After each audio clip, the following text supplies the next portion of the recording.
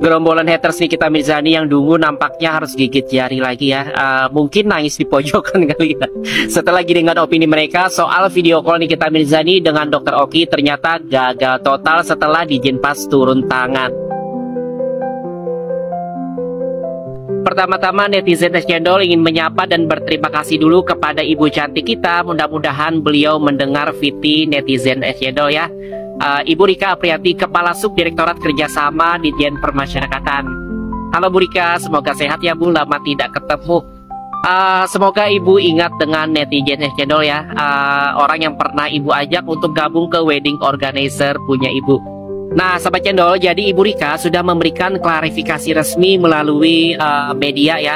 Video call Nikita Mirzani dengan Dr. Oki itu bukan pelanggaran, karena menurut beliau dilakukan melalui fasilitas resmi Wartel Suspas, bukan pakai HP selundupan ataupun alat komunikasi pribadi. Artinya prosesnya tercatat, pengawasannya jelas, dan secara hukum sah sebagai hak tahanan untuk berkomunikasi. Jadi beliau juga menambahkan, walaupun kerabat yang dihubungi dalam hal ini adalah Dr. Oki sedang melakukan siaran langsung di TikTok ya, itu bukan merupakan tanggung jawab tahanan, karena yang penting itu adalah akses dari sisi rutan dilakukan lewat jalur resmi dan legal. Jadi kemarin itu kan perempuan parubaya kejang-kejang ya, sambil teriak-teriak, harus adil semua dong, semua tahanan diperlakukan sama kayak Nikita Mirzani gitu ya. Nah, netizen Cendol punya ide cemerlang nih.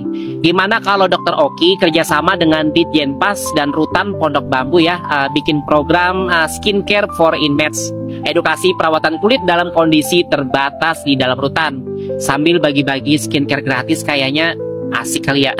Biasanya sih yang setahu netizen Cendol ya, Ditjenpas itu sangat apresiasi kepada pihak swasta ataupun tahanan ya, yang memberikan kegiatan positif semacam pembinaan yang produktif gitu ya, dan manusiawi tentunya. Nah, gimana nggak kejang-kejang tuh nanti haters Nikita Mirzani yang dungu. Intinya jangan buru-buru menuduh hanya karena benci. Ya benci boleh lah, tapi jangan dungu. Karena kalau udah benci sembari dungu ya, yang menguasai logika, yang benar pun bisa tampak salah di mata kalian. Sementara yang sabar, yang tenang ya, akan selalu punya ruang untuk membuktikan diri bahkan di balik jeruji. Live.